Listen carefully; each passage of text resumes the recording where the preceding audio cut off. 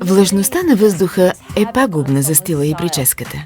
Малките водни капчици проникват в косъма и съсипват визията ви. Партнирахме си с учени в други сфери, тук в Центъра за проучване и развитие, и се обърнахме към природата за вдъхновение. Ако сте виждали лист от лотос, знаете, че когато дъждът пада върху него, водните капки просто се приплъзват. Вдъхновени от този факт, ние разработихме правилната комбинация от технологии, които създават микроповърхност, задържаща водата извън косъма. Когато жена използва терапията прическа под контрол, ще открие, че косата й е устойчива към влажността на въздуха. Помолихме няколко жени да тестват продукта в условия на изключителна влажност на въздуха и те бяха изумени от резултатите.